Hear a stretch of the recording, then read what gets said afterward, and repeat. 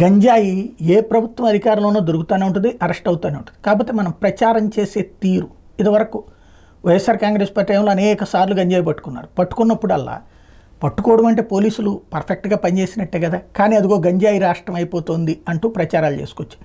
లేదా వేరే రాష్ట్రాలు దొరికినా అట్లాగే చేసుకొచ్చారు. ఇప్పుడు గంజాయి దొరుకుతలేదా? దొరుకుతోంది. కాకపోతే గంజాయి నియంత్రణ కోసం చేస్తున్న పోరాటంలో గంజాయి దొరుకుతుందని ఇప్పుడు కవర్ చేస్తుంటారు. అది మనకు ఉన్నటువంటి మీడియా స్టైల్ ఆఫ్ ఫంక్షనింగ్ కాబట్టి దాన్ని ఎవరు ఏం చేయలేం.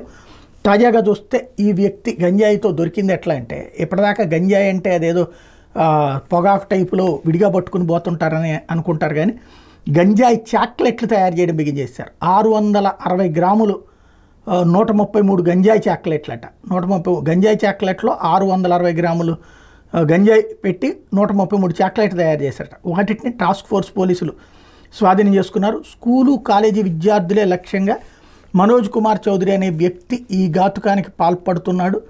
అంటే స్కూల్ పిల్లలకి వాళ్ళకి ముందు ఒకసారి ఈ చాక్లెట్ అలవాటు చేస్తే, ఇక్కడ కావాలని అడిగే వాళ్ళకి కాదు, కావాలని ఈ విద్యార్థులను నాశనం చేయడు. వీళ్ళకి ఈ చాక్లెట్ ముందు అలవాటు చేస్తే ఇది అలవాటు పడినటువంటి వాళ్ళు ఇదే కావాలని వెంట పడతారనమాట. ఇక ఆ ఎడిక్ట్ అయిపోతారు. అలాంటి ఒక ఘాతుకానికి పాల్పడుతున్న వ్యక్తిని అరెస్ట్ చేసి 133 చాక్లెట్లు స్వాధీనం చేసుకున్నారు. అసలు ఎక్కడ తయారు చేస్తున్నారు? గంజాయితో చాక్లెట్లో మిక్స్ చేసి తయారు చేయాలంటే చాక్లెట్ల తయారీ పరిశ్రమ ఉండాలి. అట్లాగే అంత నాలెడ్జ్ ఉంది అంటే మూలాలని పసిగట్టాల్సి ఉంది.